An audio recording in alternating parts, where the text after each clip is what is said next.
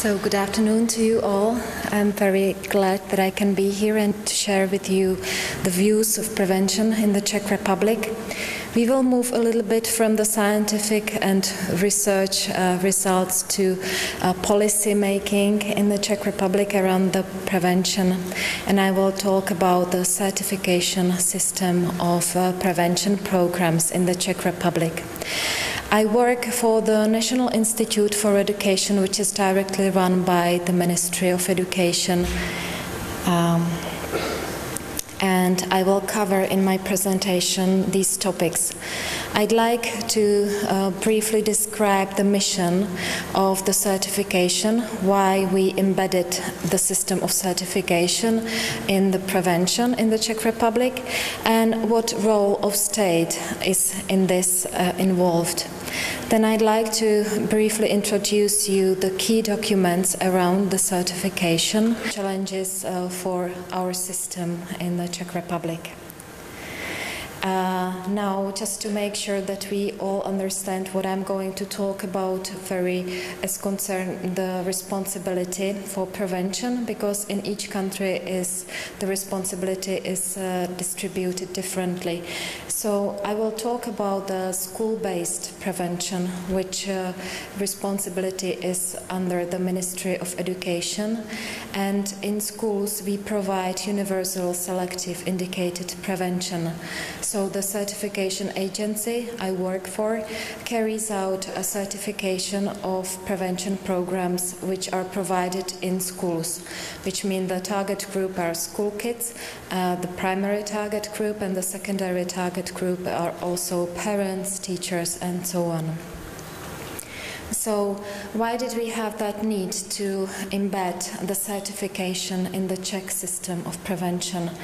The main reason from the top levels was that to schools there are many wide variety programs which come to school and offer their programs, and the schools have no orientation in the quality of the programs, so we needed some kind of mark of the quality for the school for decision making which program they are going to promote in their schools. And also the programs are provided by a wide variety of providers. We have policemen coming to school, we have medical doctors, psychologists from counseling centers coming to school, NGOs who offer their programs. So the state, whose role in this is, besides all the other things in funding, needed to have a tool to differentiate quality programs which complies with quality standards and are efficient, because we have a great differences between programs, between the quality of programs.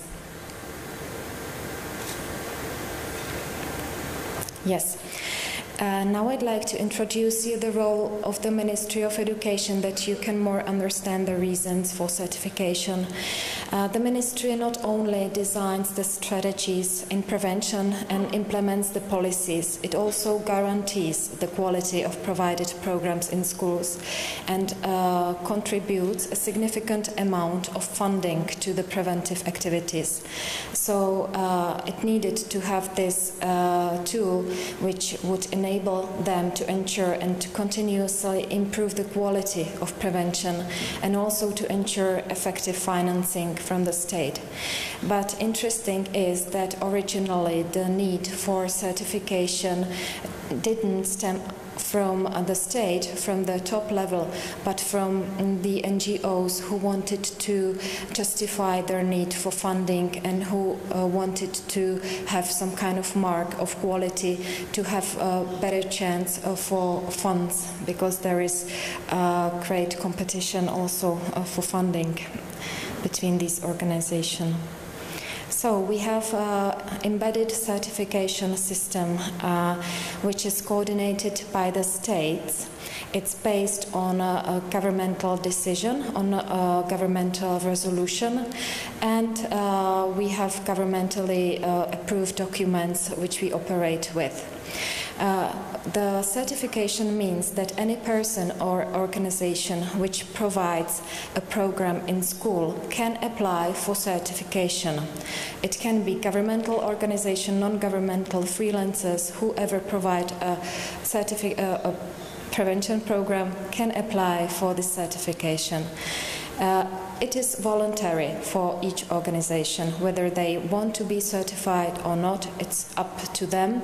It's not mandatory. But it is linked with financing. So when the program is certified, it has better chance for financing from the state and also from regional offices and private sponsors. We try to ensure audit independency in this certification process, which means that the process is quite complex and it consists of 4-dimensional assessment, 4 levels of assessment. I will show it later. And we use various sources for assessment, which means that we do not base the certification only on study of documentation of the program, but we stress on observation of the program, on interviews with the children, employees, with the leaders of the program, feedback from the schools where the program is carrying out, and so on.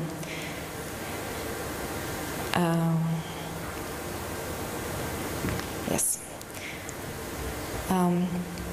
Brief history. It's a complicated history, but just the main facts. We started to develop the basic documents of the certification are standards, which formulate the basic criteria for the program. And we start to develop the standards back in 2000, which means 14 years ago. And firstly, the standards were focused only on programs for substance abuse. So the certification agency, which was founded in 2006, was firstly operating only in certification of substance abuse. Then we found that this was not enough because the school entered many other programs focused on bullying, aggressive behavior, sexual risk behavior, eating disorders, and so on. And so we took some time to revise the original document, and we extended the document to all different types of risk behavior. So we adopt the standards and we adopted also the process. And from 2013, the certification is called the Certification of Risk Behavior Primary Prevention Programs and includes 9 types of risk behaviors. A quick overview of the Czech system of the levels.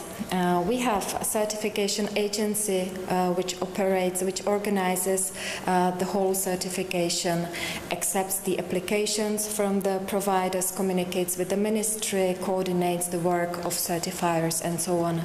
Then we have 60 certifiers who work on external basis and who are top professional in prevention in the Czech Republic, and they go to the organization and conduct an on-site investigation. They actually see the program and see the documents and write the final report, make a recommendation about the result. Then we have the certification committee, which sits in the Ministry of Education and makes the final decision or final recommendation for the result in the certification, and then there is the certification authority, which issues the certificate or rejects the certificate. The process is, I think that the main part of the process is the number 3 on-site investigation, which takes 1 or 2 days in the organization and includes all the things I've been talking about here before, and then makes the final recommendation for the certification committee. The certificate, what is it? Why the organization want to have it? The certificate is valid for 5 years, and the information that the organization has, the certificate is in a publicly accessible register. So any school can find whether the organization who offers their services in the school is certified or not. It is required by the Ministry of Education for grant applications, and recently